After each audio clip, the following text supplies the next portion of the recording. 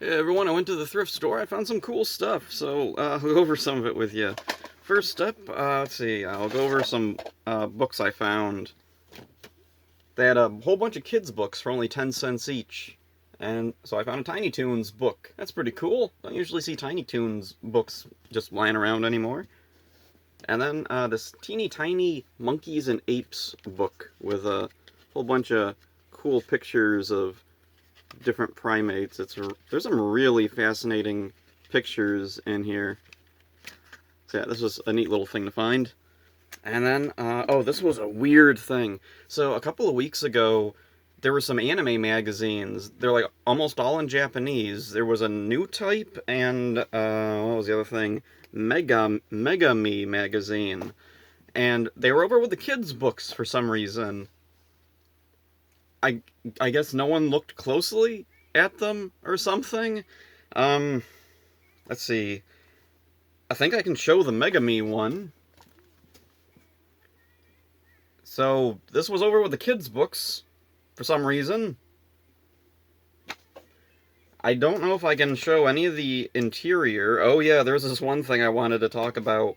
So there's this one part in the middle where the pages were all stuck together, like by the edge.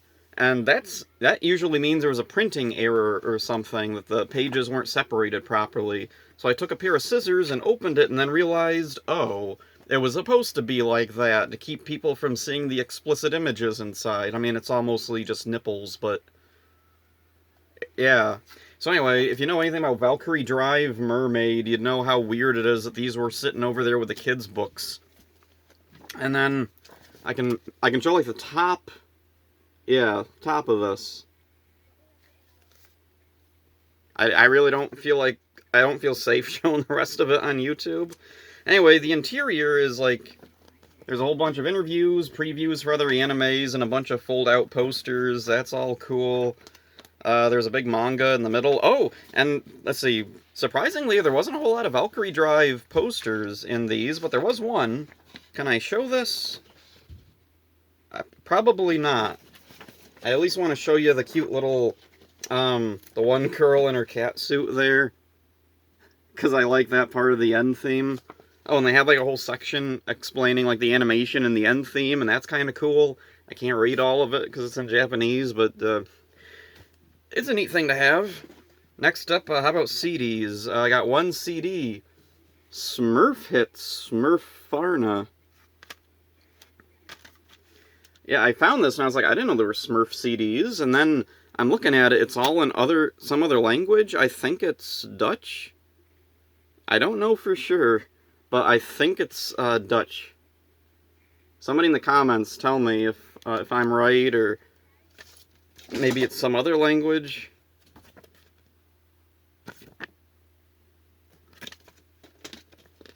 So, it was a neat thing to find. I don't know anything about it, but cool. Also, it says Smurf Hits 3.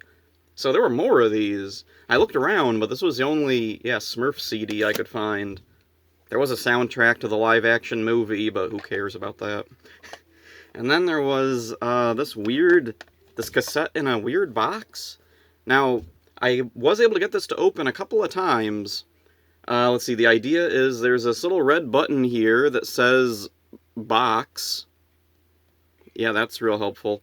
So you press this and it's supposed to pop. Okay, there we go, it worked! Oh, holy crap! I was not expecting it to actually work. Because, yeah, you're pushing on this thing, which is also the thing that's supposed to come out.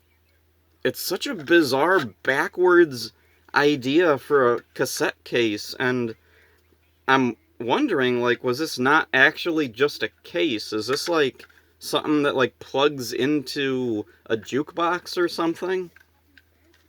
Anyway, the front of it says Tom Jones, but the cassette itself just says good songs. But it's written in, like, kind of droopy cursive, so maybe it says mood songs? I don't know. Anyway, I don't know why someone bothered labeling it good songs. Why would you tape bad songs? Oh, and the tape is white. That's really unusual. Also, very old looking cassette. So I'm gonna pop it back in and hope it works later. Okay, and oh, I have one DVD that I got. Spike Lee's Black Klansman, and with the slipcover. That's really nice. Open it up, nothing super special. There is a little thingy with, get some other Blu-rays. Oh, there's the code, if anybody wants to steal that, if it's any good anymore. Expires 2019. Oh, and this was put out by Legendary.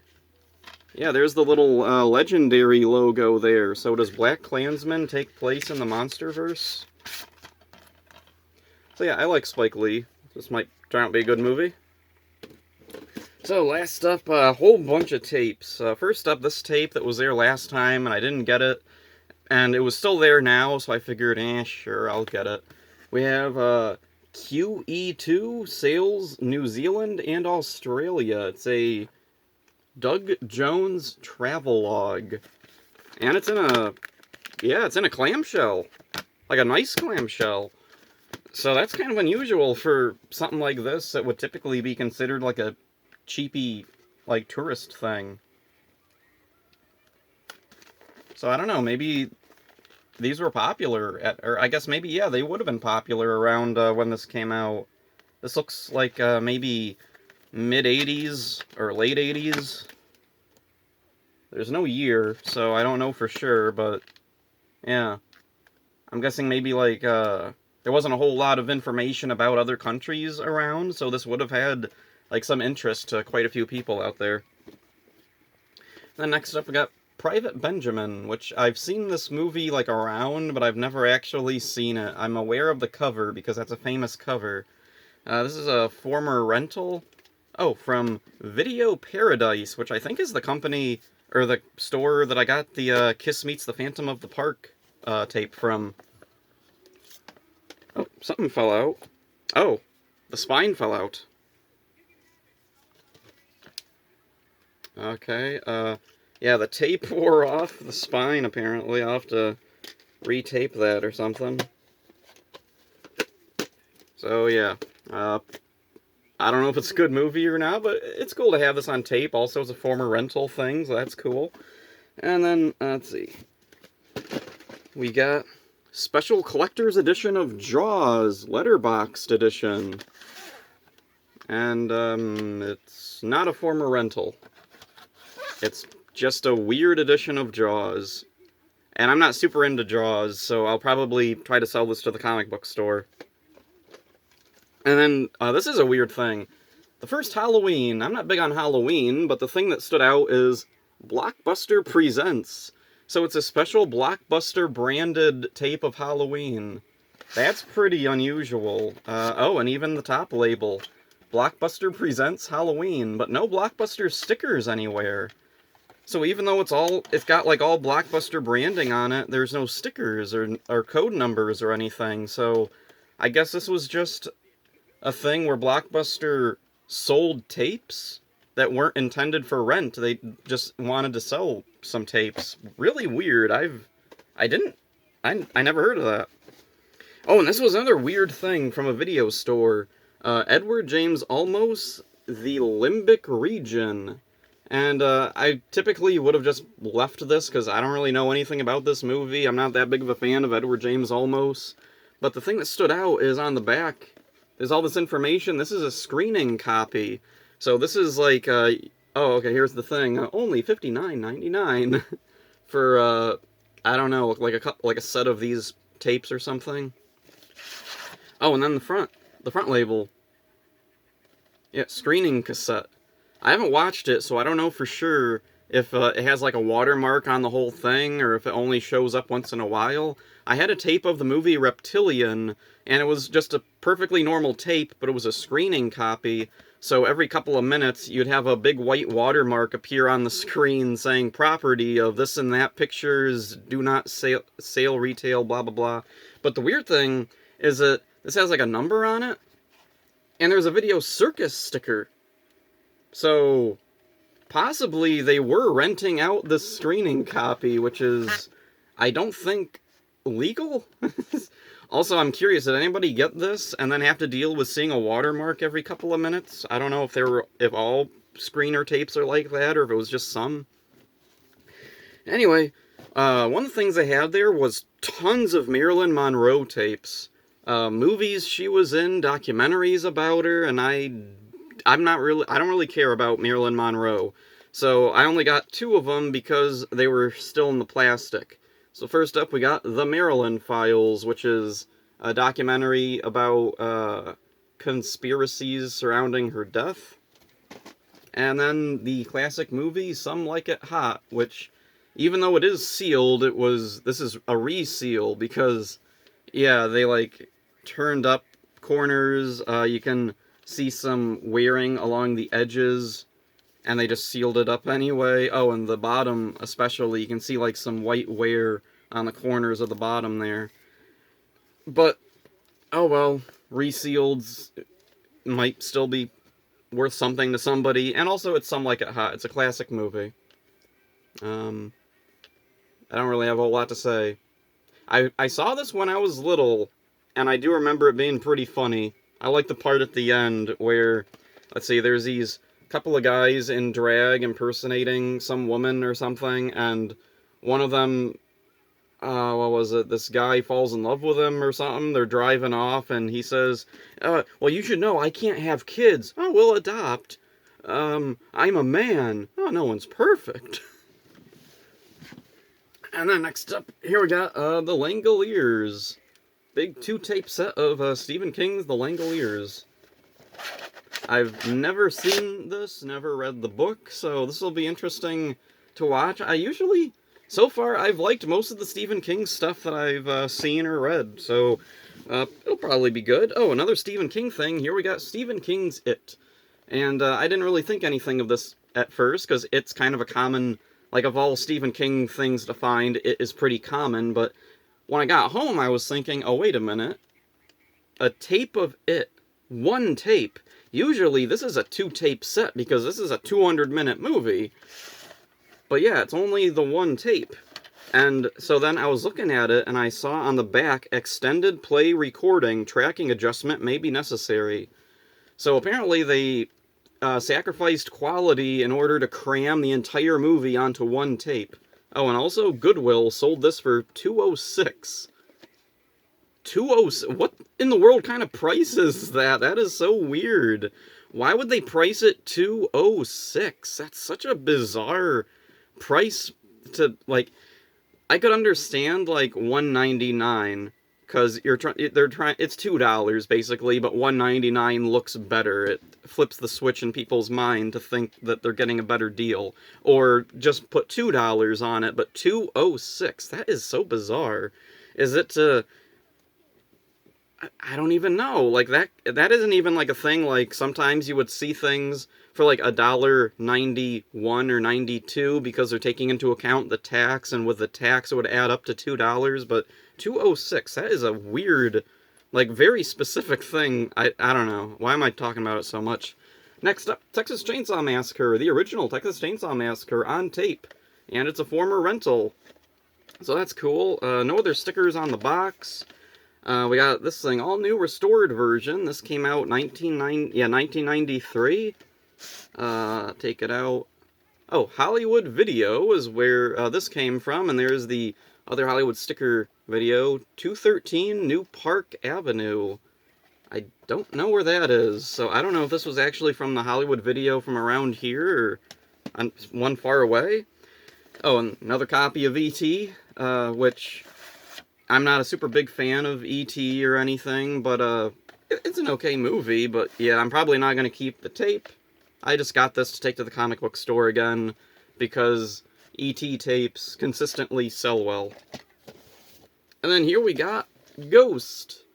Pretty normal tape of Ghost, nothing too weird with it. It's not a former rental or anything, but the reason this stood out to me is it's McDonald's branded. Yeah, this tape came from McDonald's. Let's see. Oh, and even on the front there. And, oh, there it is. On the spine, we got the big M McDonald's logo.